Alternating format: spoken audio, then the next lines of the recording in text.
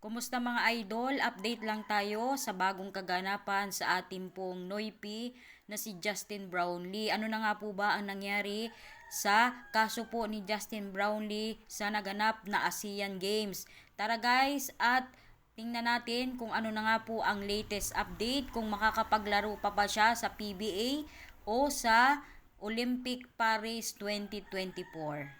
At ito na nga po ang latest mga idol, lumabas na nga po ang lineup ngayon ng Ginebra San Miguel.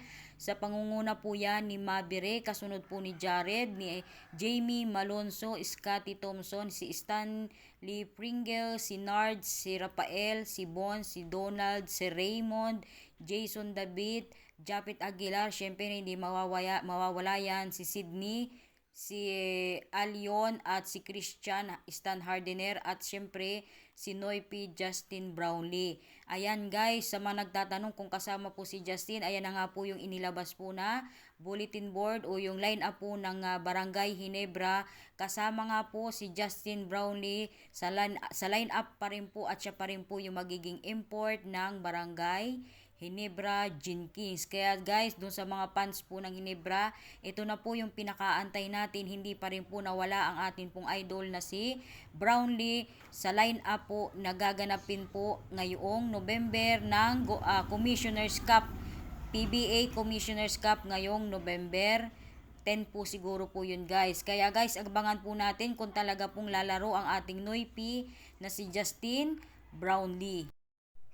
At ito pa nga guys, yung isang patunay na maglalaro po talaga itong si Justin Brownlee sa darating po na Commissioner's Cup ngayong pong November.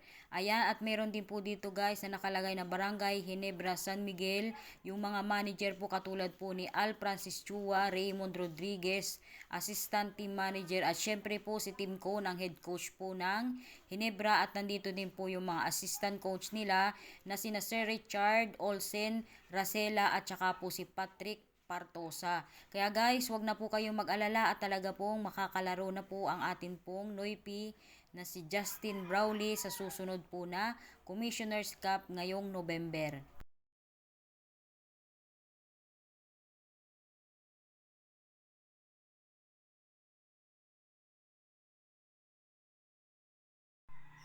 At syempre guys, marami po ang natutuwa na mga fans po ng Barangay Ginebra dahil nga po makakalaro na ang kanila pong idol at paboritong import na si Justin Brownlee. Hindi lamang po tayo at mga kapwa Pilipino ang natutuwa kundi ito din pong mga kapwa nila player. Isa na nga po dito si Alice Cabagnot. Ang sabi po niya dito, JB is a national hero, Congress, Senate, President, please do your magic. Yan po yung sabi po ni Alex Cabagnot na kailangan daw po ay maging national hero o yung si Justin Brownlee. Kaya naman guys, suportahan po natin tayo pong mga sumusuporta at naniniwala po. At kay Justin Brownlee, syempre siya po yung nagbigay po ng karangalan sa ating bansa nitong nakaraang ASEAN Games. Kaya naman nararapat lamang guys na suportahan at bigyan po natin ng parangal at pugay itong ating pong national hero na si Justin Brownlee. At syempre naman guys, kung marami po ang natutuwa at makakapaglaro na nga po si Brownlee, meron din naman pong ilan-ilan po na talaga namang hinuhusgahan po ang atin pong Noipi na si Brownlee. Isa na nga po dito itong si Mac Chua Seraspe. Sabi po niya, lifetime ban, walang silbing ganyang kaduming manlalaro.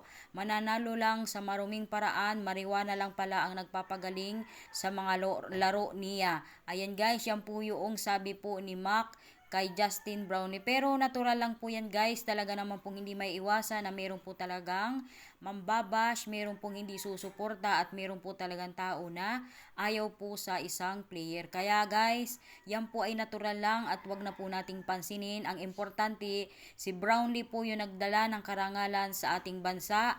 Siya po yung nag-champion, tayo po yung nag-champion sa ginanap na ASEAN Games dito po sa China. Ano po kaya guys, isa pong napakalaking karangalan na tayo po ay mabigyan ni Brownlee ng gintong medalya at trophy para po dito tayo po yung naghari sa buong ASEAN. Ano po, tayo naghari na maging basketball, pinakamalakas na basketball dito po sa ASEAN Games.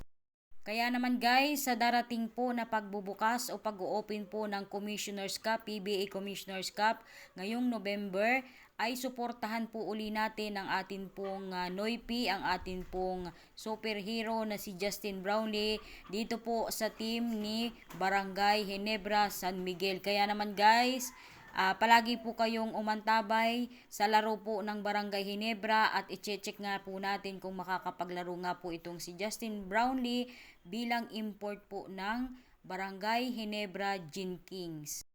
At ito naman po ang latest po doon sa kaso po ni Justin Brownlee. Sinabi nga po kahapon ni Ramon Ang na gagawin po nila ang lahat ng kanilang makakaya para tulungan si Justin Brownlee at nakahanda po sila ang San Miguel Corporation na tulungan po si Justin Brownlee na humarap para hindi po tumagal yung kanya pong suspension para po doon sa nakaraang pong ASEAN Games. Sabi po ni Boss Ramon Ang sa kanyang mga tauhan na gagawin po nila ang lahat ng kanilang makakaya para hindi po tumagal ang suspension ni Justin Brownlee at nakahanda po ang San Miguel Corporation na gumastos para lamang matulungan si Justin Brownlee sa kanyang doping case dito po sa ginanap na ASEAN Games. Kaya naman guys, abang na lang po tayo kung ano po talaga yung mangyayari doon po sa kaso po ni Justin Brownlee. Okay.